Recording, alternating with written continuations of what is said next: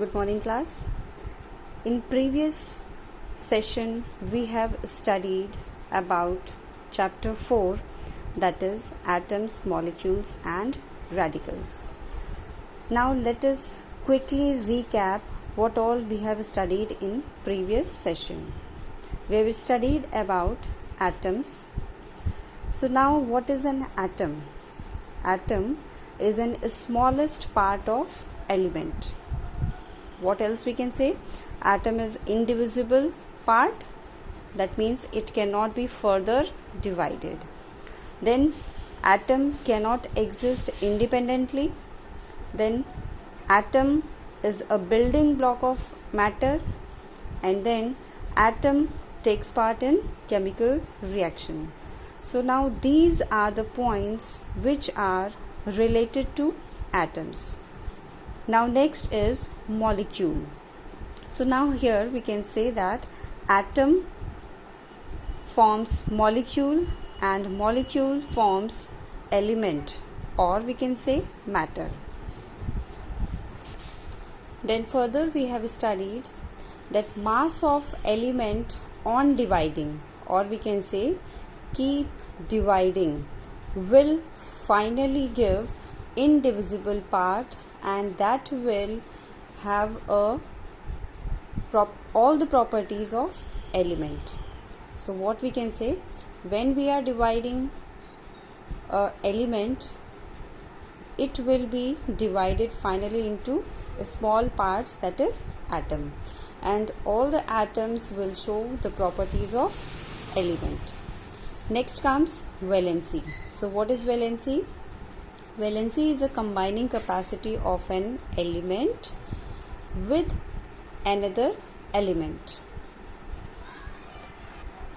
For example, one atom of hydrogen combines with one atom of chlorine to form one molecule of hydrogen.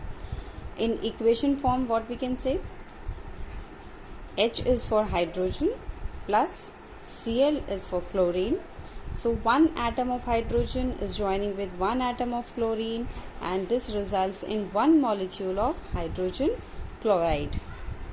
After that, we have studied about the valencies of some common elements.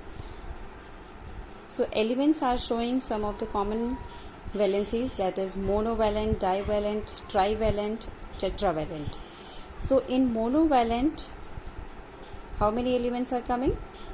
Hydrogen, chlorine, bromine, iodine, sodium, potassium. So these are the common ones given. Many more are there. Next, divalent. Oxygen, sulfur, magnesium, calcium, zinc. So how we are writing divalent? We'll tell later. Next is trivalent. Nitrogen, aluminium. This is coming under trivalent. Then tetravalent, carbon, silicon. After that, we have studied for molecules. So atoms usually do not exist independently and tend to combine again themselves to form molecules. So here atoms are joining with another atom to form molecules, and molecule is the smallest part of an element or a compound that can exist independently. We can understand it by, like, when an atom of an element combines with another atom of the same element, a molecule of element is formed. Now, for example, two atoms of hydrogen, oxygen or nitrogen combines to form molecule of element. Like here I have taken the example, H plus H forms H2.